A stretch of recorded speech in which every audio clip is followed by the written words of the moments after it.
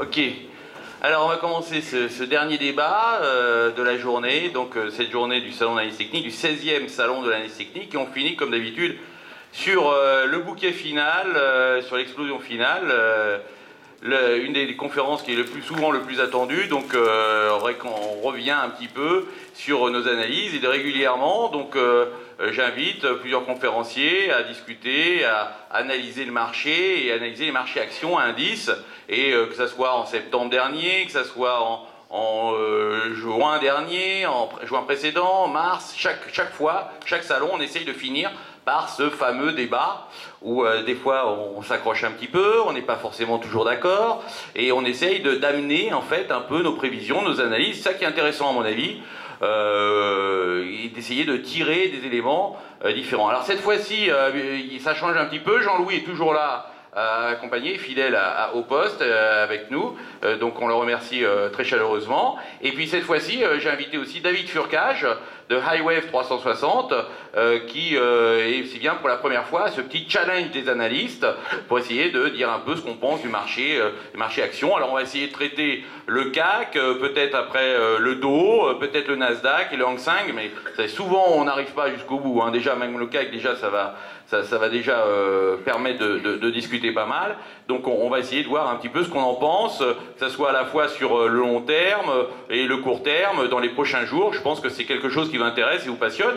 Alors que pour moi, plus que la prévision, qui quand même est une part de chance, il y a quand même toujours une partie d'improbabilité difficile à dépasser, c'est plutôt la méthodologie qu'on applique qui est intéressante et qui permet de voir ce qu'on peut présenter et proposer. Alors, on va commencer tout de suite par David, au nouveau venu a essayé lui-même de nous montrer de quoi il est capable, et on va essayer tout de suite sur le CAC. Alors, que penses-tu du CAC, des marchés actions en général? C'est bon, j'ai Internet, merci. Alors, je te propose de te mettre ce que tu avais, donc c'est là. Voilà, hop, ça on va le fermer. Donc on va commencer déjà par le CAC, alors pas le DAX. Alors, juste André, si on parle un peu de méthodologie. Vas-y. Avant d'arriver au CAC, est-ce que je peux faire un petit déroulé pédagogique et didactique? Bonsoir à tous, merci d'être aussi assidus à une heure tardive en ce début de week-end.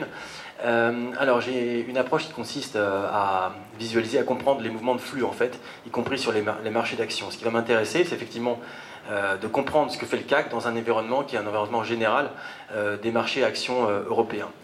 Ce graphique donc représente l'évolution relative des différents indices européens. Donc la courbe rouge représente effectivement le DAX allemand, la courbe verte représente l'évolution du CAC, etc., etc. Donc des différents indices Euronext et Deutsche Börse par rapport à l'Eurostoxx 50. Je m'intéresse de très près à l'Eurostoxx 50 parce qu'en fait l'Eurostoxx 50 est donc le plus grand marché en termes de capitalisation boursière européenne, puisqu'il représente l'évolution des 50 plus grandes capitalisations donc européennes.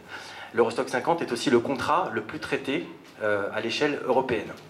Donc c'est vraiment un point de départ dans ma grille de lecture. Et donc ces différentes courbes représentent l'évolution relative des différents indices européens par rapport à l'Eurostoxx 50 lui-même, et ce qui donne une idée de ce qui est fort et de ce qui est faible dans la zone européenne. Vous voyez, donc rapidement, on peut obtenir ce genre de conclusion. La courbe rouge, qui représente donc l'évolution du DAX par rapport à l'Eurostoxx 50, et sur le dernier temps, ici, donc depuis la seconde partie de l'année 2014, plutôt à la hausse. Ce qui signifie que le DAX est surperformant et surpondéré donc, dans les portefeuilles européens. Donc ça signifie quoi, en clair? Que si nous devions être long d'actions, acheteurs d'actions, il est plus intéressant d'être long d'actions sur la zone DAX allemande, plutôt par exemple que sur la courbe grise, qui elle est à la baisse, qui représente elle l'évolution de l'indice belge contre l'Eurostoxx 50. Donc directement, on a déjà une approche en termes de flux qui nous indique où on peut se positionner. Évidemment, il faut se positionner là où le marché est plus fort, dans un marché qui est justement à l'achat. Si on regarde maintenant l'évolution du CAC 40, c'est l'évolution de cette courbe, la courbe verte, hein, l'évolution du CAC 40 contre l'Eurostoxx 50, et on voit finalement qu'elle évolue à plat dans le même temps où le DAX, lui, par rapport à l'Eurostoxx 50, évolue à la hausse. Ça signifie que si je suis même y compris un actionnaire plutôt de zone française, normalement, si j'ai une réflexion en termes de surperformance ou performance, j'ai plus intérêt à me positionner sur la zone DAX que sur la zone CAC 40. Donc ce qu'il faut savoir, c'est que beaucoup d'entre nous, on a un biais de familiarité, on préfère se positionner sur les marchés que l'on comprend mieux. Évidemment, nous sommes français, donc on comprend mieux Alcatel, le CAC 40, etc., etc. Mais si on a une réflexion opportuniste qui vise à suivre en fait ce que font les institutionnels, normalement, je dois être plutôt long de DAX et d'actions allemandes, plus que d'actions du marché français. Alors ça, c'est une première approche en termes de grille de lecture. Maintenant, si on regarde le slide suivant, alors ça, c'est justement l'évolution de l'Eurostoxx 50 qui est, de mon point de vue, d'abord vraiment la grille d'entrée. L'Eurostoxx 50, c'est l'évolution donc des principales capitalisations européennes.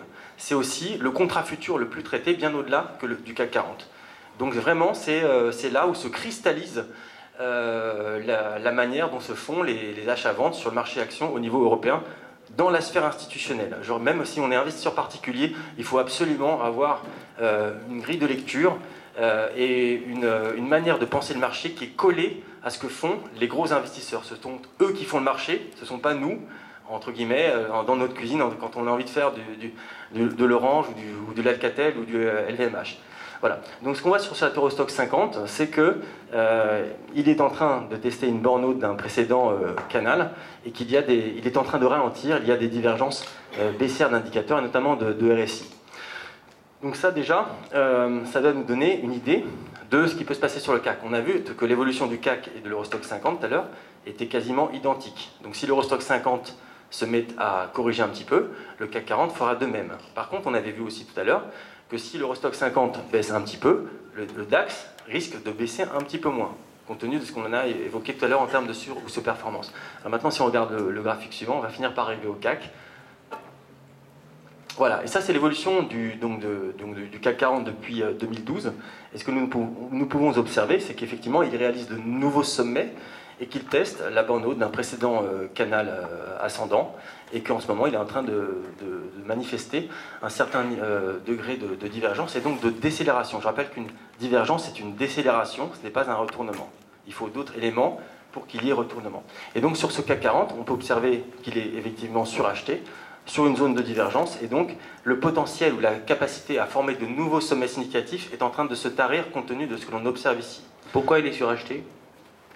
Alors, parce qu'il enfonce sa tendance.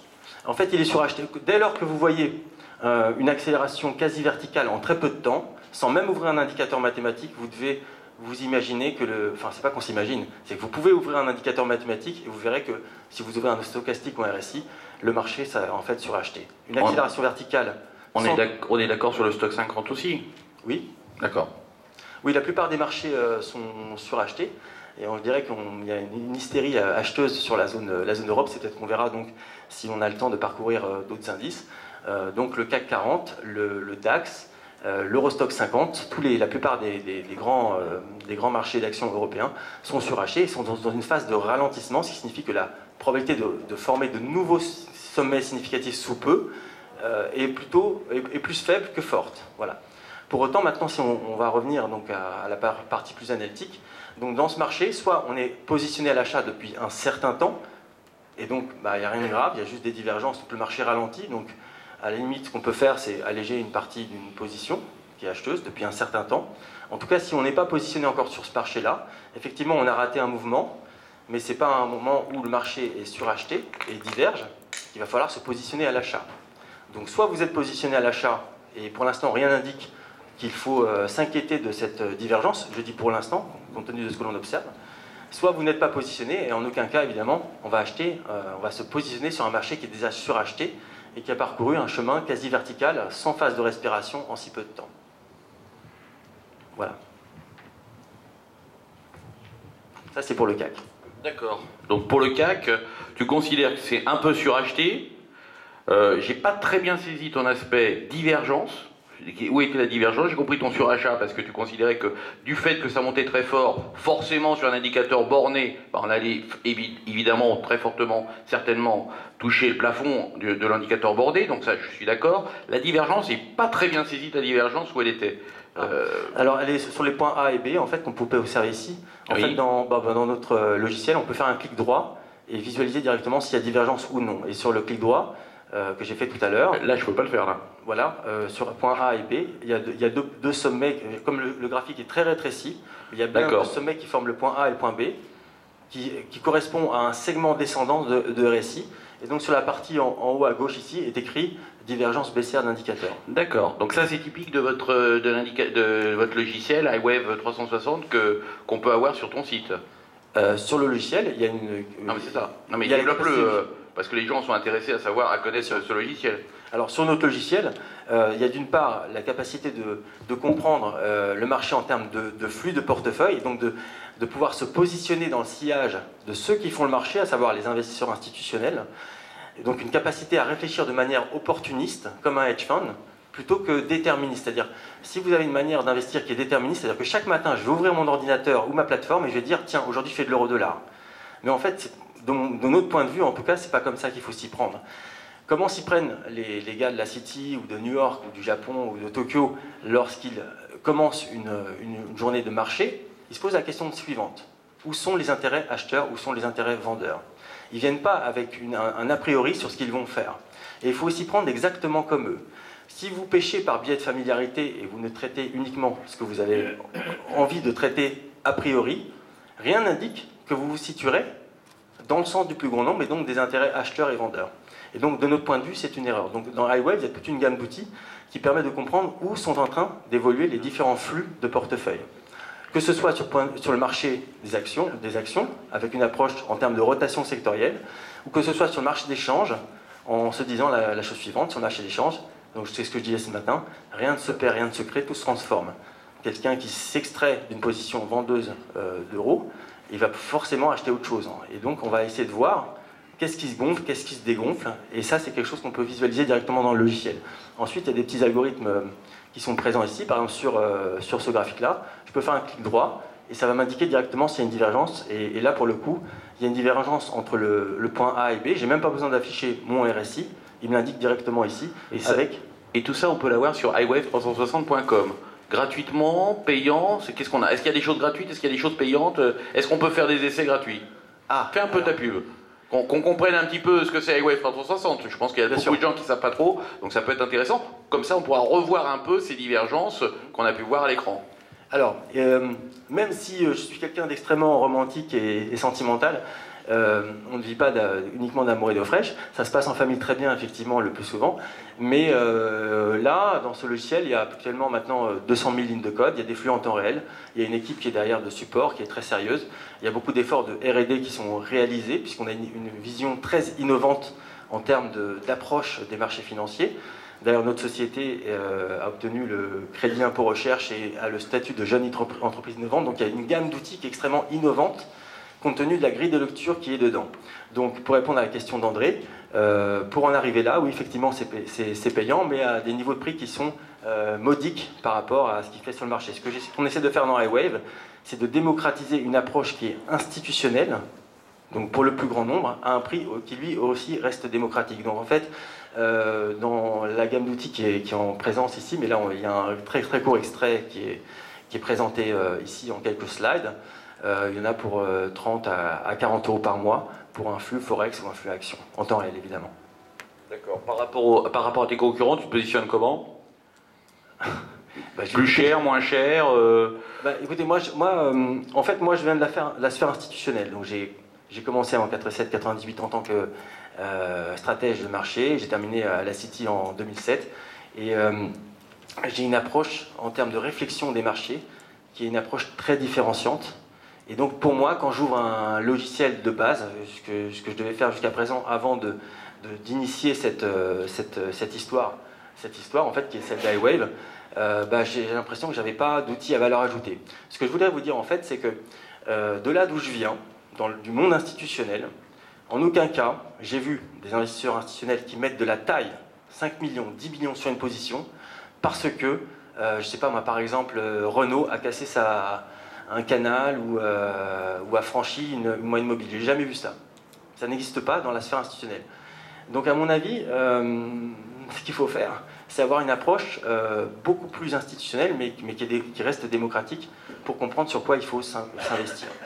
Et donc c'est ce qu'on cherche à faire dans iWave. Je cherche à démocratiser des années et des années de ce que j'ai vu dans le monde institutionnel d'un point de vue donc de l'approche technique. D'accord. Ok, donc on a à peu près compris. Et donc cette approche un petit peu comparative, essayer de voir quels sont les éléments qui montent plutôt que d'essayer de repérer de prendre un élément et de voir si on l'achète ou on le vend uniquement. C'est essayer de plus gestion de portefeuille que simplement position sur un outil, un actif financier précis. C'est ça. Donc ce que je disais tout à l'heure justement, c'est que pour la plupart des investisseurs particuliers que je rencontre, on ouvre sa plateforme, on sait déjà ce que l'on compte acheter ou vendre. Mais ici, on essaie d'inverser ça. On essaie de faire en sorte que l'investisseur individuel réfléchisse en termes opportunistes. Ouvre le iWave et disent, tiens, là les intérêts acheteurs sont là, les intérêts vendeurs sont là, le marché monte, qu'est-ce qui est surperformant, quel est le secteur qui a une capacité à aller plus loin que le marché, sous-entendu l'indice lui-même, et dans ce secteur, aller chercher la pépite. Donc il y a une gamme d'outils qui permet d'arriver à ça. Mais si tous les matins on arrive en se disant forcément je vais faire de l'euro-dollar parce que je comprends ce que c'est l'euro-dollar, mais la UDN je ne connais pas trop, bah, c'est un peu dommage parce qu'on rate en fait peut-être tout un univers de choses, d'opportunités qui sont possibles et qui ont une probabilité de succès qui va bien au-delà de celle sur laquelle on compte faire son trade de la journée.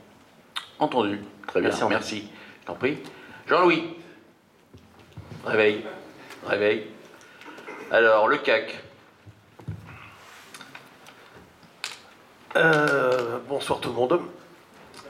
Donc, je suis Jean-Luc Cussac, trader, formateur. Je coach un forum en temps réel et je trade toute la journée, voilà, tout le temps.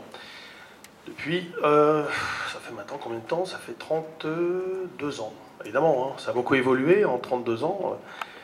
Les choses ont beaucoup changé, le trading a changé, les gens ont changé.